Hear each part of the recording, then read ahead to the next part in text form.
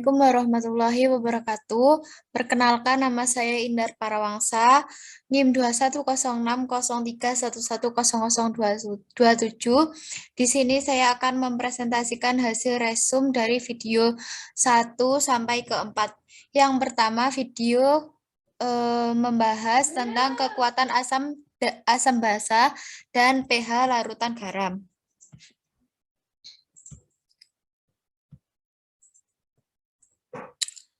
Sifat molekul dan kekuatan asam. Ketika suatu zat dilarutkan dalam air, ia akan mempunyai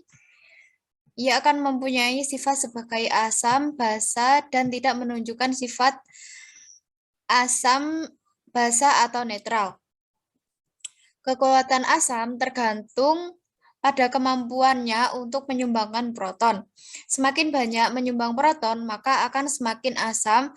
Dan faktor lain yang memengaruhi kekuatan asam, yakni tergantung pada sifat pelarut, suhu, dan struktur molekul asam.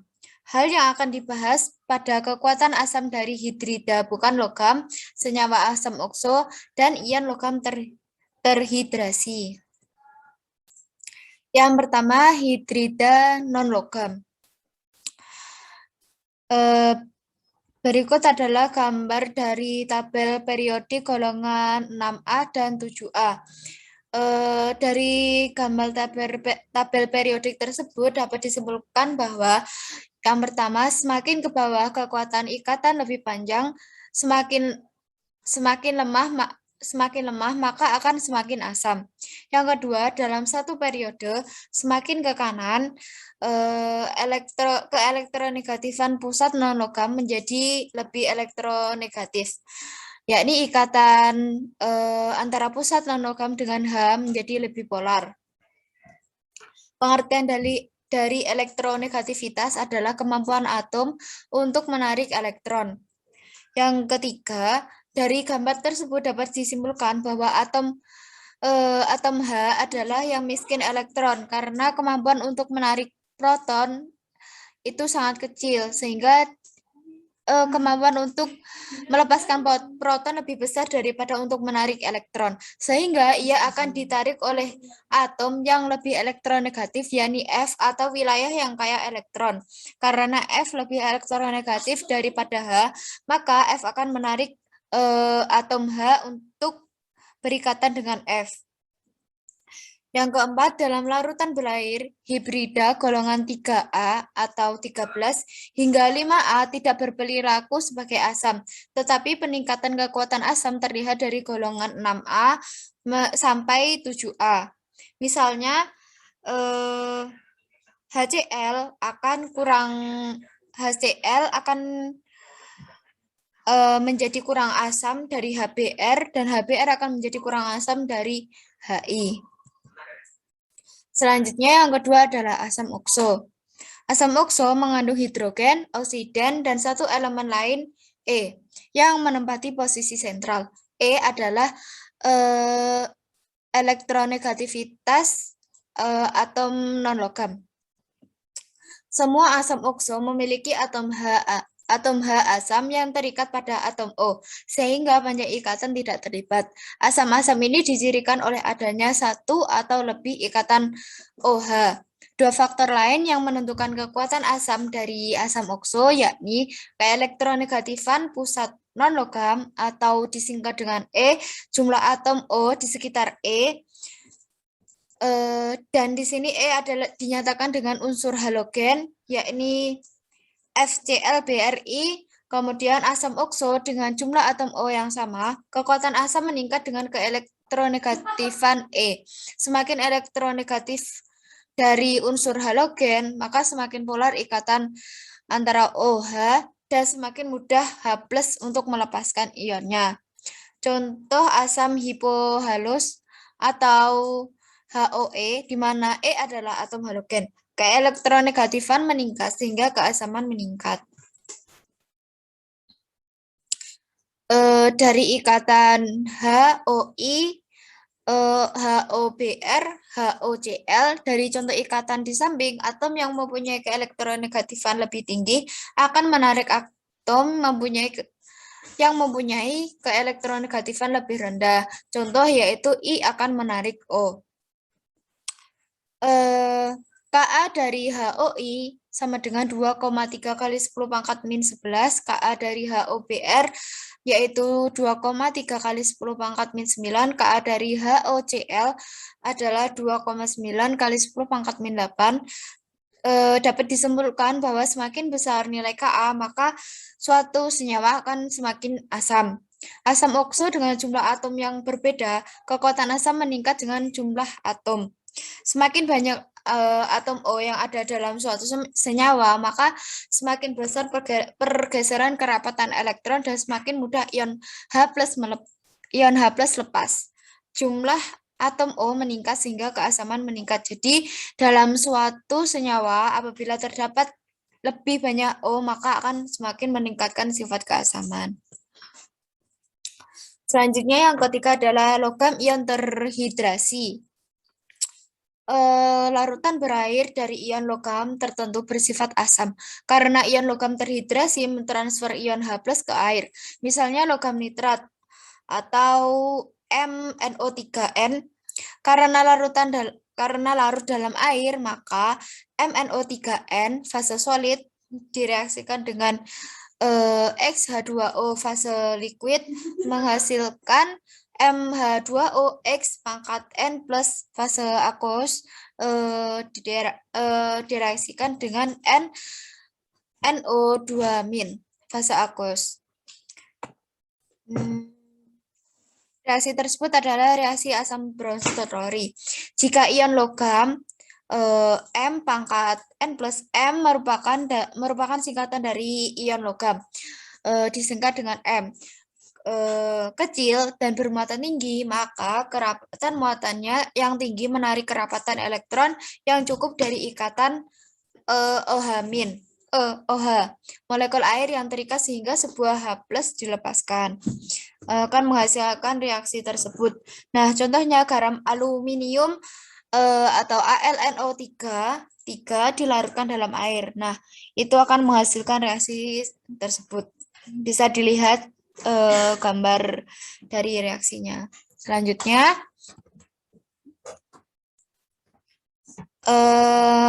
contoh soal. Nah, ini prediksi kekuatan relatif asam okso pada masing-masing kelompok berikut. Yang poin A, HClO, HBrO, dan HIO. Yang kedua, HNO3 dan HNO. Maka dapat kita jawab dari pertanyaan tersebut. A, peningkatan keelektronegatifan yaitu dari F, kemudian Cl, kemudian Br, kemudian I. Karena keelektronegatifan meningkat dari I ke Cl, polaritas ikatan E atau unsur halogen dengan O meningkat dari HIO ke HClO.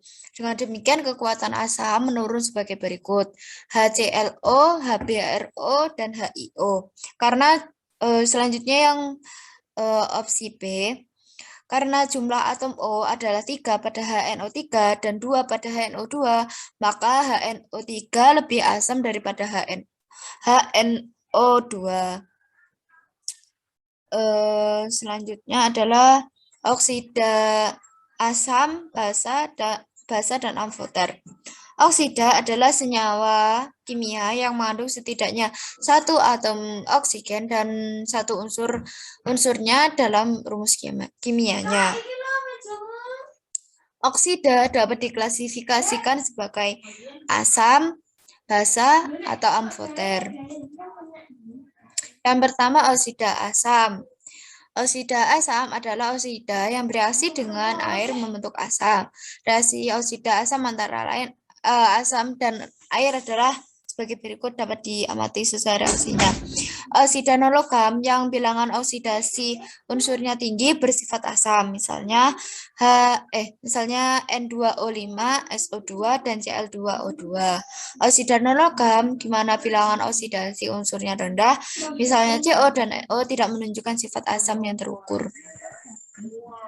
Selanjutnya oksida basa. Oksida basa adalah oksida yang bereaksi dengan air membentuk basa. Semua oksida logam alkali atau golongan 1A dan semua oksida logam alkali tanah atau golongan 2A kecuali BeO bersifat basa. Oksida logam basa bereaksi dengan air membentuk hidroksida. Yang contohnya sebagai berikut.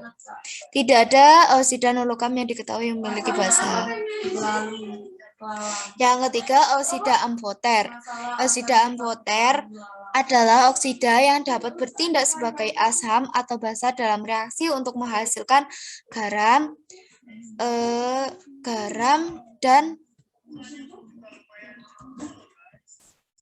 dan air. Berilium oksida dan beberapa oksida logam misalnya Al2O3 dalam golongan 3A dan 4A bersifat amfoter. Tergantung pada kondisi reaksi, ia dapat berperilaku baik sebagai oksida asam atau sebagai oksida basa. Al2O2 fase solid bereaksi dengan 6HCl fase aquos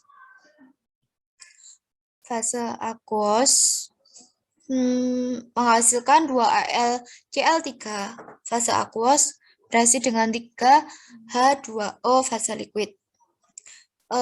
Al2O2 dalam keadaan basa pada reaksi tersebut. Nah, yang reaksi bawahnya Al2O2 itu dalam keadaan basa karena di situ tidak dapat melepas proton H+ atau di situ menghasilkan ion OH-. Reaksi oksida asam dan basa. Reaksi antara oksida asam dan basa dan reaksi antara oksida basa dan asam menyerupai reaksi asam basa normal karena produknya adalah garam dan air. Contoh reaksinya adalah sebagai berikut. Selanjutnya adalah sifat asam basa larutan garam. Garam adalah senyawa ionik yang terbentuk dari reaksi antara asam dan basa. Contohnya reaksinya adalah sebagai berikut. Karena garam mengandung 2 ion pH larutannya berpotensi dipengaruhi oleh kation atau anion, atau bahkan mungkin keduanya. Larutan garam dapat bersifat netral, asam, atau basa, tergantung pada sifat asam basa dari kation dan anion penyusunnya. Selanjutnya, klasifikasi perilaku asam basa dari berbagai jenis larutan garam. Ada garam bersifat netral, yakni berasal dari asam kuat basa kuat. Ada larutan asam yakni dari asam kuat dan basa lemah. Ada larutan basa dari asam lemah basa kuat. Ada larutan asam atau basa yakni dari asam lemah atau basa lemah. Ada larutan asam atau basa yang berasal dari asam poliprotik dan basa kuat. Nah, yang pertama, garam menghasilkan larutan netral, yakni terdiri dari anion, asam kuat, dan kation basa kuat menghasilkan larutan netral. Garam yang menghasilkan larutan netral terdiri dari ion-ion dan tidak bereaksi dengan air. Contoh reaksinya adalah sebagai berikut. Selanjutnya, garam larutan asam. Ini garam yang menghasilkan larutan asam yang mengandung anion yang tidak reaktif dan kation yang melepaskan proton Ke. Contoh reaksinya adalah berikut. Selanjutnya, garam yang menghasilkan larutan bersifat basa, yakni yang mengandung basa konjugasi dari asam lemah menghasilkan larutan basa dalam air. Contoh reaksinya adalah berikut itu. Sebagai berikut ini. Terus garam kation asam lemah dan anion basa lemah. Nah, keasaman keseluruhan larutan tergantung pada kekuatan asam relatif atau Ka dan kekuatan basa atau Kb dari ion yang dipisahkan. Jika kation dan anion bereaksi dengan air, ion dengan K lebih tinggi menentukan keasaman atau kebasahan larutan garam. Nah, contohnya adalah sebagai berikut. NH4CN menghasilkan HNH4 plus CN min. Nah, reaksi pertamanya adalah sebagai berikut, di mana H3O plus yakni asam karena melepaskan H plus. Ka dari NH4 plus yakni dapat dikalkulasi sehingga menghasilkan 5,7 kali 10 pangkat min 10. Selanjutnya reaksi kedua dapat kita lihat sehingga menghasilkan Kb 1,6 kali 10 pangkat min 5. Nah, karena Kb dari Cn min lebih besar daripada Ka, maka daripada Ka dari NH4 plus, maka senyawa NH4Cn adalah larutan basa. Selanjutnya adalah garam anion amfiprotik. Ya, ini kation berasal dari basa kuat dan anion berasal dari asam poliprotik. Anion ini bersifat amfiprotik. Mereka dapat bertindak sebagai asam dan melepas proton ke air atau sebagai basa dan mengabstraksikan proton dari air. Jika anion bersifat amfiprotik dari asam poliprotik, kekuatan anion sebagai Ka atau sebagai basa Kb menentukan keasaman garam. Nah, contoh reaksinya adalah sebagai berikut. Menghitung pH larutan garam. Nah, larutan garam dapat bersifat asam, basa, dan netral sehingga perlu dilakukan perhitungan pH. Contoh soalnya adalah, yang pertama hitunglah pH dari 0,25 molar larutan Kf. Berapa persen hidrolisisnya. Nah, kita dapat mengetahui pH. Yang pertama kita reaksikan. Nah, setelah kita reaksikan, nah itu dapat dinyatakan K+ adalah kation dari golongan 1A, sehingga tidak berpengaruh pada pH karena tidak K+ itu tidak mengalami hidrolisis. Sedangkan F- adalah basi konjugasi dari asam HF, jadi hanya ion F- akan bereaksi dengan air. Nah, reaksinya itu dapat kita lihat. Selanjutnya kita reaksikan dengan air H2O. Nah, kita dapatkan nilai X dari reaksi yang kita ketahui. Nah, nilai X yang telah kita temukan adalah 1,9 kali 10 pangkat min 6. Kemudian kita cek asumsi dengan mengalihkan 100%. Karena kurang dari 5%, maka asumsinya adalah valid. Selanjutnya mencari pH, yaitu dihasilkan 8,28. Selanjutnya menghitung persen hidrolisisnya. Karena garam adalah larutan basa, maka persen hidrolisisnya diperoleh sebagai berikut. Dengan menggunakan persamaan tersebut, maka diperoleh persen hidrolisis yaitu 0,00076%.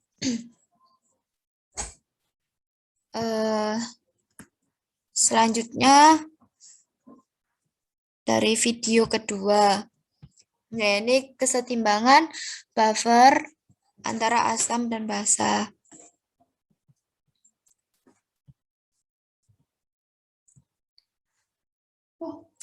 Nah, kita dapat mengetahui apa itu buffer dan bagaimana buffer itu bekerja. Yang pertama, larutan penyangga dapat buffer itu juga bisa disebut dengan penyangga. Nah, larutan penyangga dapat menahan perubahan pH yang drastis pada penambahan sejumlah kecil asam kuat atau basa kuat. Jadi, larutan penyangga itu digunakan untuk mempertahankan pH agar tidak terjadi penurunan atau penambahan yang signifikan. Umumnya, sistem buffer terdiri dari asam lemah atau basa lemah dan konjugatnya atau garamnya. Larutan buffer harus mengandung konsentrasi asam yang cukup tinggi untuk bereaksi dengan ion OH- yang ditambahkan kepadanya dan harus mengandung konsentrasi basa yang sama tingginya untuk bereaksi dengan ion H+ yang ditambahkan. Selain itu, komponen asam dan basa dari buffer tidak boleh saling menghabiskan dalam suatu reaksi penetralan. Persyaratan ini dipenuhi oleh pasangan asam basa konjugat atau asam lemah dan basa konjugatnya atau basa lemah dan asam konjugatnya. Ada dua jenis larutan penyangga, yakni larutan penyangga asam yang komponennya terbuat dari asam lemah dan konjugatnya. Yang kedua, penyangga basa yang umumnya terbuat dari basa lemah dan konjugasinya. Nah, contoh reaksinya dapat kita lihat pada contoh masing-masing. Nah, ini cara kerja dapat kita lihat dari reaksinya. Selanjutnya, nah ini ada pernyataan asam kuat dan garam garam bahasa konjugasinya tidak merupakan penyangga yang baik. Kenapa? Karena misal HCl itu tidak berdisosiasi membentuk basa tidak berdisosiasi dan membentuk basa yang sangat lemah. Ion ini tidak memiliki kapasitas dasar. Selanjutnya adalah persamaan Henderson-Hasselbalch. Untuk setiap asam lemah, Ha persamaan disosiasi dan Ka adalah Ha ditambah H2O menghasilkan kesetimbangan H3O plus amin. Jika disederhanakan, Ka sama dengan konsentrasi H plus dikali konsentrasi amin per konsentrasi Ha. Nah, kita tata ulang, konsentrasi H plus sama dengan Ka kali konsentrasi Ha per konsentrasi amin. Kemudian dari masing-masing persamaan kanan dan kiri kita tambahkan min log sehingga diperoleh persamaan tersebut sehingga pKa sama dengan min log Ka.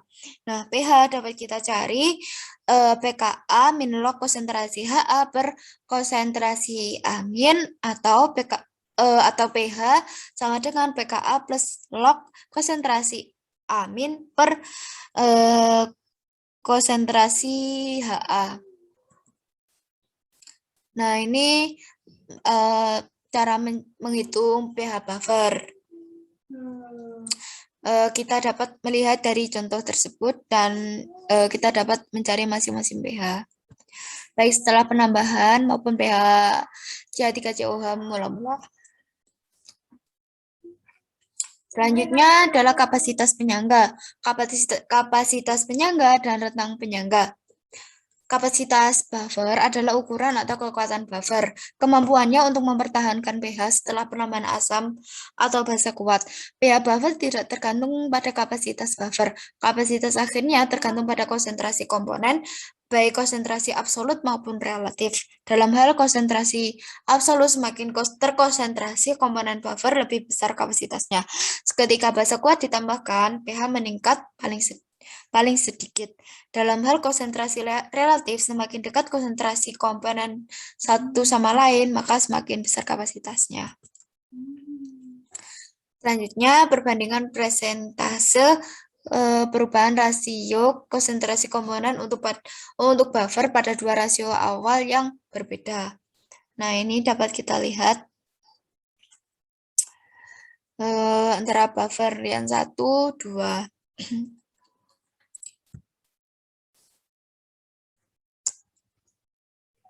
Selanjutnya adalah menyiapkan penyangga.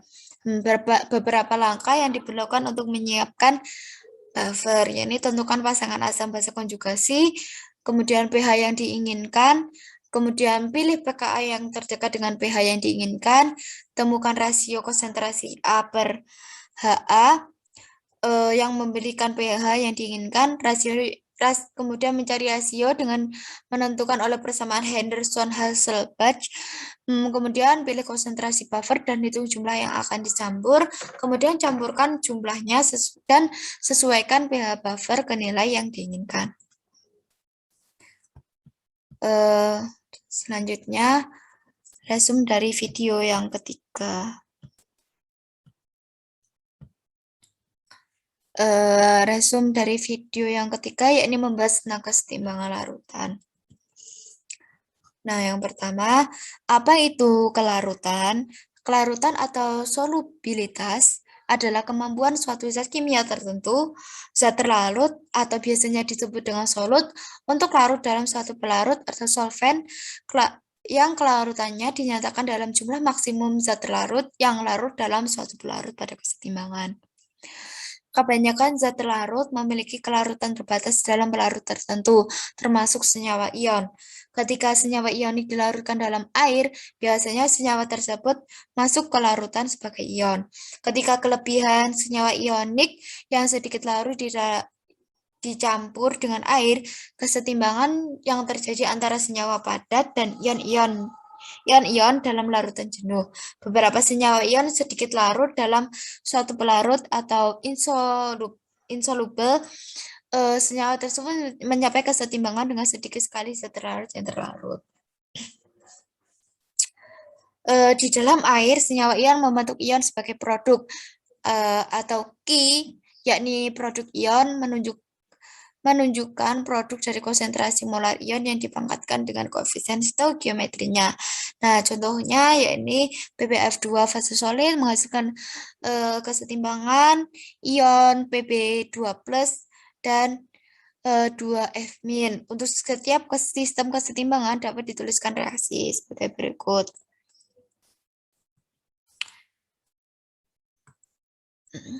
Selanjutnya, konstanta hasil kali kelarutan atau biasanya disebut dengan KSP, yakni hasil kali konsentrasi molar ion-ion dalam larutan jenuh dipangkatkan ke pangkat yang sesuai. Secara umum, konstanta hasil kali kelarutan KSP adalah kesetimbangan. Konstanta untuk kesetimbangan kelarutan dari zat yang sedikit larut atau hampir tidak larut senyawa ionik.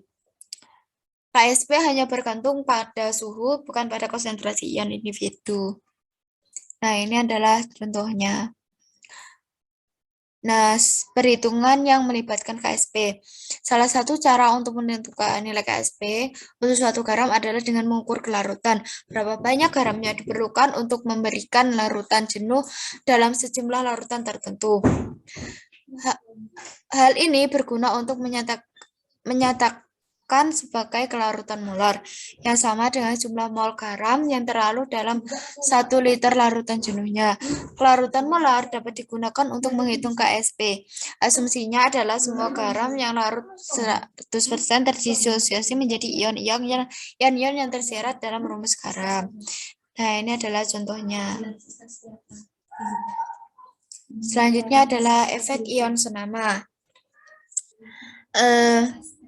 Misal, ingin mengetahui kelarutan kalsium oksalat CaC2O2 dalam larutan kalsium klorida CaCl, efeknya adalah kalsium klorida akan kurang larut dibandingkan ketika kalsium oksalat dilarutkan dalam air murni.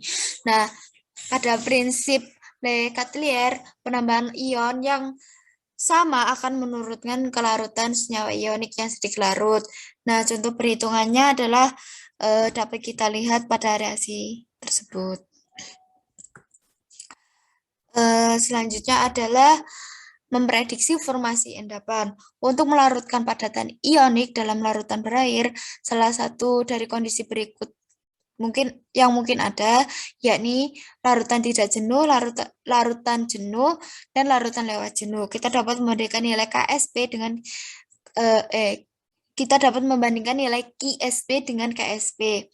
Untuk garam, prediksi apakah terbentuk endapan atau tidak. Nah, endapan akan terbentuk jika nilai dari KSP lebih besar dari KSP.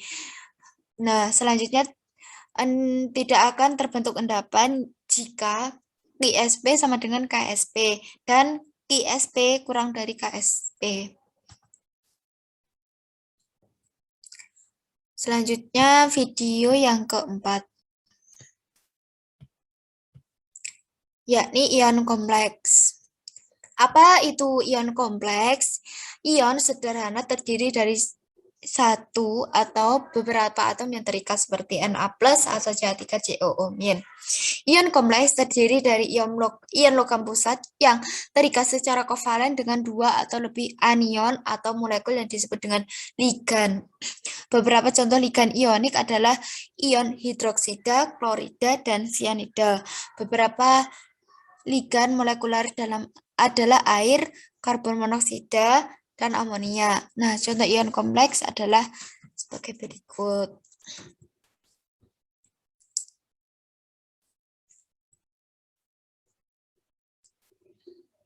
Nah, ini ekspresi dari keseimbangan. Kc dapat dinyatakan dengan konstanta keseimbangan baru yang disebut dengan konstanta pembentukan, Kf. Nah, ini reaksinya.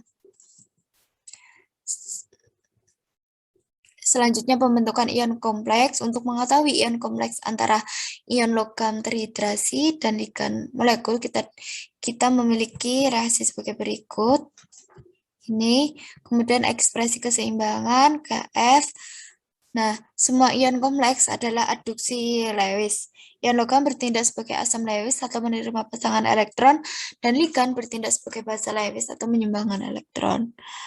Nah, ini contohnya. Logam transisi memiliki kecenderungan khusus untuk membentuk ion kompleks.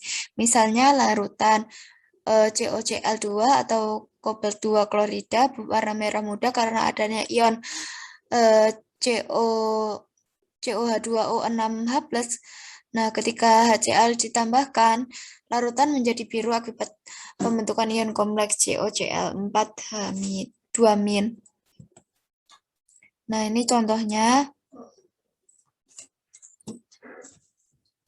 Terima kasih. Saya sampaikan, mohon maaf